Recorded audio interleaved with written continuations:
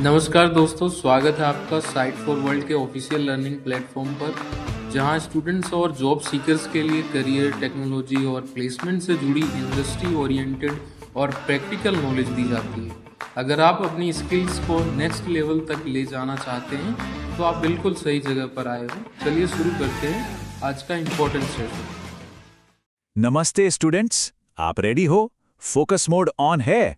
चलिए आज एक बहुत ही इंटरेस्टिंग टॉपिक समझते हैं।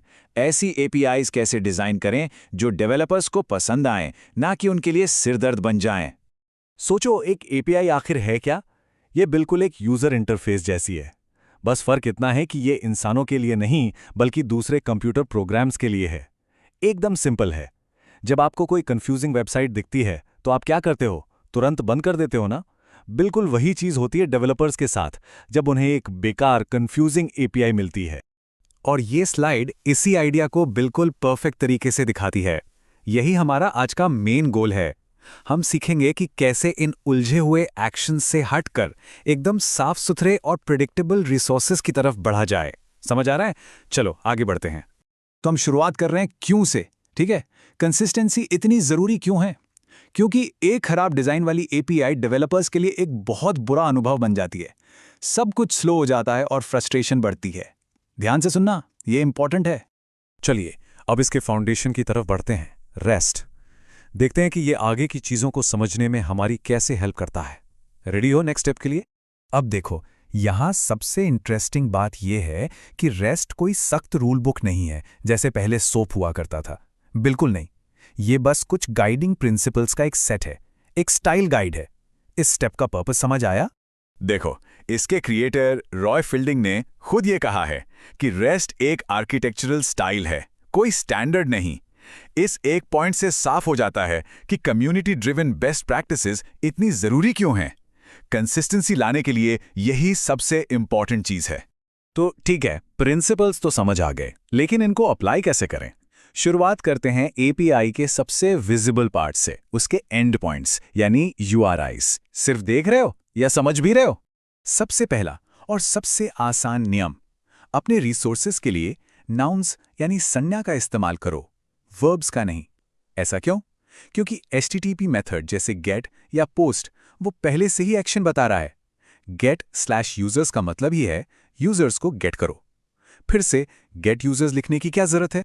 इन सिंपल नियमों को फॉलो करने से आपकी एपीआई प्रिडिक्टेबल बन जाती है। मतलब कोई भी नया डेवलपर आएगा ना, वो आसानी से समझ जाएगा कि क्या हो रहा है। सिंपल है बट बहुत पावरफुल है। इसको नोट किया? अच्छा, इसमें अक्सर लोग थोड़ा कंफ्यूज होते हैं, पर सबसे जरूरी बात यह है कि एक यूआरएल आपको बताता है कि कोई चीज कहां है, उसका एड्रेस क्या है। बस इतना याद रखो, काफी सिंपल है। अगली चीज, नेस्टिंग से रिलेशनशिप्स तो पता चलती हैं, पर बहुत ज्यादा डीप जाने से यूआरआईज इतनी कॉम्प्लेक्स हो जाती हैं कि उन्हें मैनेज करना एक नाइटमेयर बन जाता है। फोकस बना हुआ है ना? एक अच्छा रूल ऑफ थंब ये है कि नेस्टिंग को 2 या 3 लेवल्स तक ही रखो। स्क्रीन पर देखो कितना फर्क है। पहला वाला कितना कंफ्यूजिंग है और दूसरा वाला कितना साफ सुथरा और पढ़ने में आसान है। अभी वीडियो पॉज करो और इसको ध्यान से देखो। चलिए, एंड पॉइंट्स की बात तो हो गई। अब एक्चुअल डेटा, जिसे पेलोड कहते हैं, उसकी बात करते हैं। बेसिकली एक क्लाइंट और सर्वर के बीच कम्युनिकेशन के नियम क्या हैं? सिंपल शब्दों में, पेलोड आपका असली मैसेज है और जरूरी है कि ये एक ऐसी लैंग्वेज में हो जिसे क्लाइंट और सर्वर दोनों समझ सकें। अभी क्या सीखा बताओ? Payload, right? एक्सएमएल अभी भी यूज होता है, पर जेसन आजकल मॉडर्न एपीआईज के लिए डिफॉल्ट बन गया है। इसका कारण, ये हल्का है और प्रोसेस करने में बहुत ज्यादा तेज है, और जावास्क्रिप्ट के साथ तो ये नेटिवली काम करता है, इसीलिए ये एक पॉपुलर चॉइस है। तो सिस्टम्स हेडर्स का इस्तेमाल करके इस तरह से कंटेंट नेगोशिएशन करते हैं। ये सुनिश्चित करता है कि पेलोड एक्सचेंज करने से पहले क्लाइंट और सर्वर दोनों एक ही डेटा लैंग्वेज बोल रहे हैं। इससे कोई कंफ्यूजन नहीं होता, सिंपल कॉन्वर्सेशन है ना? तो सबसे जरूरी पॉइंट ये है कि ये सारे नियम, एंड पॉइंट्स, नेमिंग, पेलोड, ये सब एक ही मकसद के लिए हैं, एक बेहतर डेवलपर एक्सपीरियंस बनाना। चलो सबको एक साथ लाते हैं। और ये स्लाइड हमारे आखिरी लक्ष्य को बहुत अच्छी तरह से दिखाती है। हमें अपनी एपीआई को एक अच्छे से ऑर्गेनाइज किए गए फोल्डर सिस्टम जैसा अनुभव देना है, बिल्कुल साफ, प्रेडिक्टेबल और आसान। तो इस सब मेहनत के फायदे, फायदे बिल्कुल साफ हैं। आप समय बचाते हैं, फ्रस्ट्रेशन कम करते हैं और क्वालिटी टूल्स बनाने के लिए अपनी रेप्यूटेशन बनाते हैं। एक अच्छी एपीआई डिजाइन करना सीधे बेहतर रिजल्ट्स देता है। रिजल्ट चाहिए या टाइम पास? आखिर में ये नज़रिया बदलना ही सबसे ज़रूरी है। एक एपीआई सिर्फ कोड नहीं है, बल्कि डेवलपर्स के लिए एक प्रोडक्ट है, और इसी सोच के साथ डिज़ाइन करने से एक अच्छी एपीआई एक बेहतरीन एपीआई बन जाती है। तो आज हमने ये सीखा, प्रैक्टिस करोगे ना, सिर्फ देखने से नहीं होगा।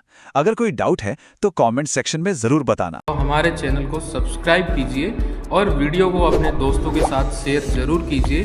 कमेंट सेक्शन में अपना डाउट या नेक्स्ट टॉपिक लिखना मत भूलिएगा।